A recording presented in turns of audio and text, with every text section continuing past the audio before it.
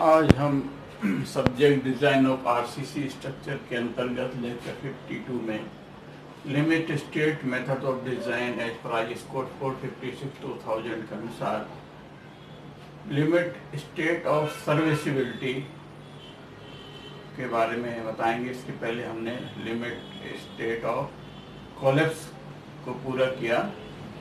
तो limit state of serviceability के अंतर्गत हम लिमिट स्टेट ऑफ डिफ्लेक्शन को डिस्क्राइब करेंगे और इसके बाद लिमिट स्टेट ऑफ क्रैकिंग को मिलेंगे।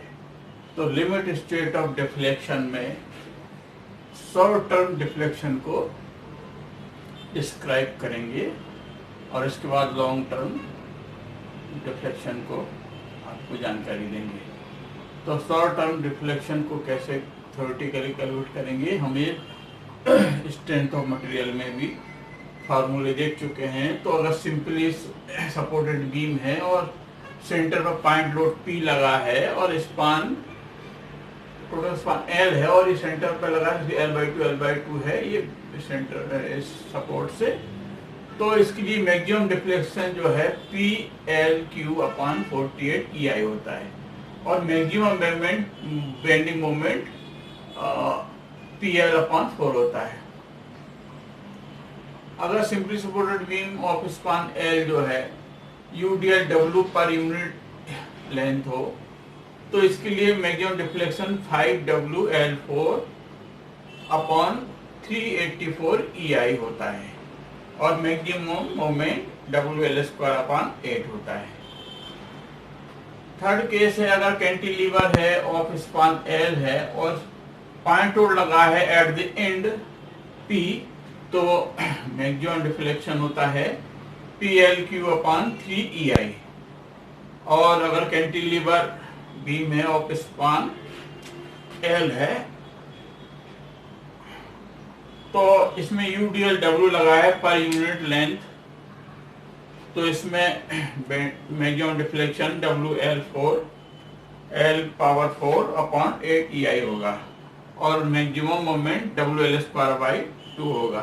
ये हम स्ट्रेंथ ऑफ मटेरियल में देख चुके हैं और हमने इसलिए बताया क्योंकि आगे जो डिफ्लेक्शन निकालने में इन सब फार्मूलों का यूज होगा, इन वैल्यूज का यूज होगा।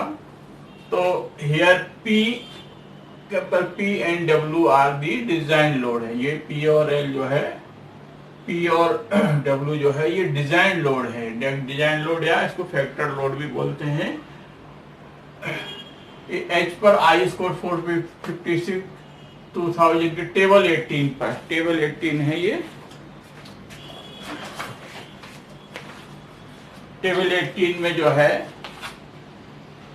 For limit state of serviceability के लिए ये वैल्यूज दी हैं।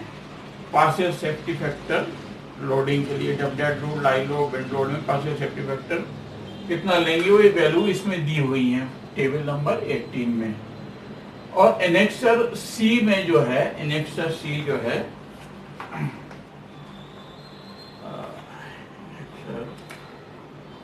एनेक्सर C में एज पर आई स्कोर 456/2000 के आधार E=EC बराबर short term modulus of elasticity of concrete जो है, इसकी वैल्यू E=EC यानी modulus of elasticity of concrete बराबर इक्वल टू 5000 FC के। FC की क्या है characteristic compressive strength of concrete, हम पहले भी बता चुके हैं इसको। और I क्या है, moment of inertia equal effective moment of inertia बराबर इक्वल टू होता है IR/1.2 माइनस एच पर आई स्कोर एनेक्सर C में दिया हुआ है 1.2 minus MR/M into Z/D under bracket 1 minus X/D और BW/B with condition I as per I scored IR should be equal or less than I effective should be equal to or less than IGR, where I effective equal to is effective moment of inertia। IGR क्या है, equal to BDQ/12 for rectangular section के लिए। अलग section अलग अलग हैं, इसमें हमने एक एग्जांपल दिया है। जो भी केस होगा हम उसके हिसाब से इसको IGR की वैल्यू लेंगे। तो moment of inertia of gross section IGR, और IR क्या है? IR equal to moment of inertia of the cracked section. ये हम कैसे निकालें, एक एक्सरसाइज देंगे और उसके बाद अनुसार हम बताएंगे कि इस IGR और IR इनको हम कैसे निकालेंगे, तब ज्यादा क्लियरली समझ में आएगा। MR equal to cracking moment equal to FCR IGR upon YT।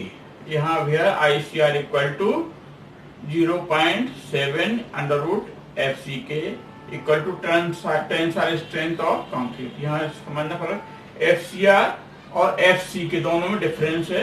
ये FCR है टेंसाइल स्ट्रेंथ ऑफ कंक्रीट है, और FC क्या है? Characteristic compressive strength of concrete है। ये ध्यान रखने की बात है FCR और FCK में। YT इक्वल टू dy2, यानी इफेक्टिव डेप्थ, अगर total depth overall depth of D है तो ये distance of extreme fibre from the centre of the gross section, और ये dy2 होगा। तो बाकी वैल्यूज तो आपको मालूम है, BW विड्थ ऑफ वेव है, B width of flange in compression भी है, हम पहले बता चुके हैं, वही सेम की सेम वैल्यू है, नोटेशन है इसमें। तो आपको ये हमने एक तरह से बेसिक फंडामेंटल बताया, और ये आपको ये M की वैल्यू ये है, M जो कैपिटल M निकालना पड़ेगा। ये वैल्यू दी है मैक्सिमम मोमेंट, हम स्टैंडर्ड केसेस के लिए आपको बताया है, और ये अगर डिफरेंट केस है तो इसको निकालना पड़ेगा।